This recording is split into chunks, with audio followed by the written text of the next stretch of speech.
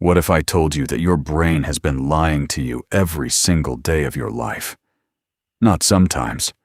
Every single day. And the worst part?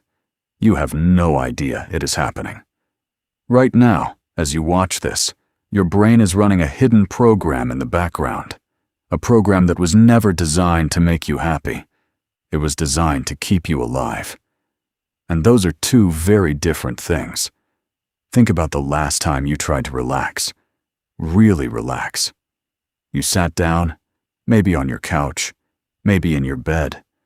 You told yourself, okay, just breathe, just chill, everything is fine. And then it started.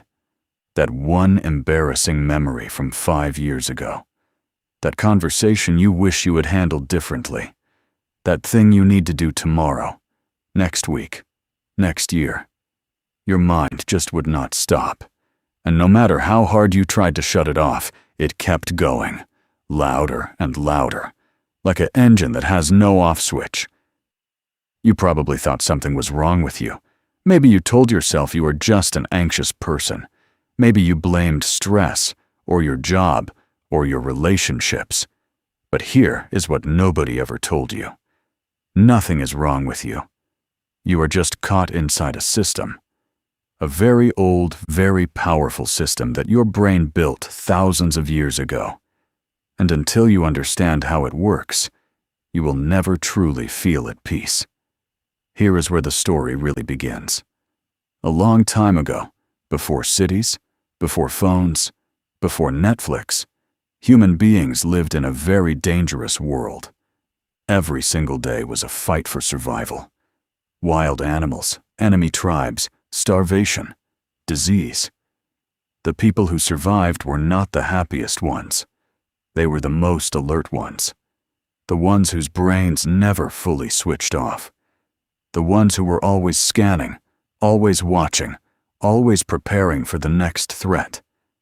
And those people passed their genes down to you. Which means right now, in the year 2024, sitting in your safe, warm home, you are carrying the brain of a prehistoric survivor. A brain that was built for danger. A brain that is very, very good at finding problems, even when there are none. Scientists have a name for what happens when your brain goes into this scanning mode. They call it the default mode network. Think of it like your brain's background app. When you are not focused on a specific task, this app turns on automatically. And what does it do? It time travels. It pulls up memories from your past and replays them like a movie. It jumps into your future and starts playing out worst-case scenarios. It judges you. It compares you to other people. It asks questions like, am I good enough? Did I say the right thing? What if everything goes wrong? And the cruel part is, you did not ask it to do any of this. It just starts on its own. Every single time you try to rest.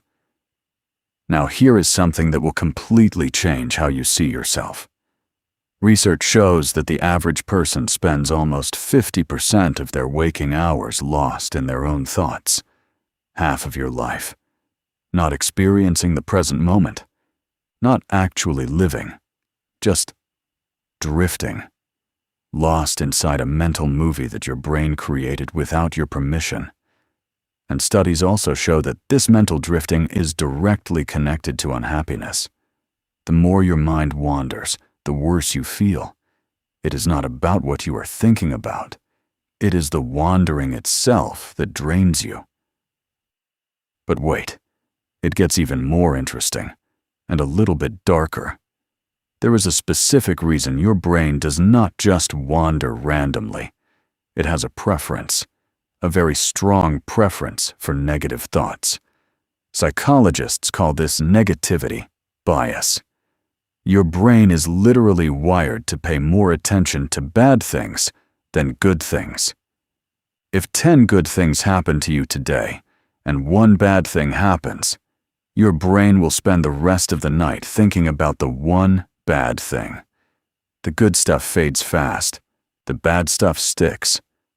And this was actually very useful back in the survival days. Remembering danger kept you alive. Remembering the nice sunset did not. But today, this same system makes your life feel heavy. It makes you focus on everything wrong, while everything right slowly disappears from your mind. And here is where it gets really personal. Have you ever noticed that you can receive 100 compliments and 1 criticism, and the criticism is the only thing you remember at the end of the day? Have you ever noticed that you can have a perfectly good day, and then one small thing goes wrong, and suddenly the whole day feels ruined? That is not weakness. That is your brain doing exactly what it was programmed to do. You are not too sensitive. You are not overreacting. You are just running very old software in a very new world. Now here is the twist, and this is the part that most people never figure out. The thing that makes this whole situation so much worse is not the thoughts themselves. It is what you do when the thoughts arrive. Most people, when they notice their mind racing, when they feel that anxious, restless energy in their chest, they do one thing. They fight it. They say, stop thinking. They say, calm down. They say there is nothing to worry about. And every single time they do this, the thoughts come back stronger. This is one of the most well-studied psychological phenomena in the world. It is called the ironic process theory, and it basically proves that the harder you try to suppress a thought, the more powerful that thought becomes. Here is the classic experiment that proved this. A scientist told a group of people to think about anything they wanted, but under no circumstances should they think about a white bear. Just one rule: no white bear. And what happened? Every single person in that room could not stop thinking about the white bear.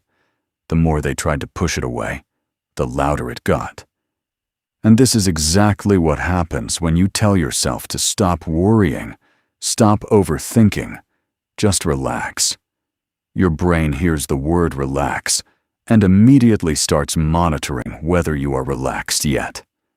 And the moment it starts monitoring, you are already not relaxed. You have created a loop, a trap, and you built it with your own thoughts. So now you are probably thinking, okay, if fighting my thoughts makes it worse, and if my brain is just going to keep scanning for problems no matter what, then what am I supposed to do? How do any calm people actually exist? And this is where everything changes, because the answer is not what most people expect. The calmest people in the world are not the ones who think less. They are not the ones who have somehow silenced their minds. They are the ones who learned a completely different relationship with their own brain. They stopped treating their thoughts like enemies, and they started treating them like weather. Think about that for a second. You do not fight the rain. You do not get angry at the wind. You do not try to stop a thunderstorm with your bare hands. You just let it happen. You maybe grab an umbrella. You wait for it to pass, and then it does. Because weather always passes, and thoughts work exactly the same way. Every thought, no matter how loud, no matter how convincing, no matter how terrifying, has a lifespan. Left alone, without your resistance, without your fighting, a thought will rise, peak, and then naturally fade. Just like a wave in the ocean. The wave does not stay at its highest point forever. It builds, it crests, and it falls back into the water. But when you fight the thought, when you grab onto it, when you argue with it or try to push it away, you are basically giving it a life jacket. You are keeping it at the surface when it was already starting to sink. And this is why some people feel trapped in their own minds for years. Not because their thoughts are more powerful than other people's thoughts, but because they never learned to just let the wave complete itself. Here is something even more powerful that researchers discovered about the human brain. Your brain physically cannot stay in a state of high anxiety forever. It is biologically impossible. The system that creates fear and worry in your body, the one that floods you with stress chemicals, it has a built-in timer. If you do not add more fuel to the fire, if you do not keep resisting and fighting, that system will naturally wind down on its own, within minutes, sometimes seconds. The anxiety was never going to last. You just never gave it the chance to end. Now let us talk about the people in your life who seem effortlessly calm. You know the ones. Nothing seems to rattle them. They face problems, they face pressure, they face uncertainty, and somehow they just handle it. You probably thought they were born that way. You probably thought it was just their personality. But here is the truth. Calm is a skill. It is not a personality type. It is not something you either have or you do not. It is something that is learned, practiced, built, day by day, thought by thought, moment by moment. And the way those calm people built that skill was not through meditation retreats or expensive therapy or some secret breathing technique. It was through one simple shift in how they talk to themselves inside their own heads. Instead of saying, "Stop thinking," they started saying, "Interesting, my brain is doing that thing again." Instead of saying, "Why can I not just relax?" they started saying, "Okay, there is some tension here. I can feel it, and it is going to pass." Instead of treating every anxious thought like a 5-alarm emergency, they started treating it like a slightly dramatic friend who sometimes overreacts but means well. They stopped making the thought mean something terrible about themselves. And that one shift changed everything. Here is another layer to this that will blow your mind. Most of the things your brain worries about never actually happen. Research from Penn State University tracked people's worries over time and found that approximately 85% of the things people worried about never came true. 85%. And for the 15% that did happen, people reported that they handled the situation much better than they had predicted.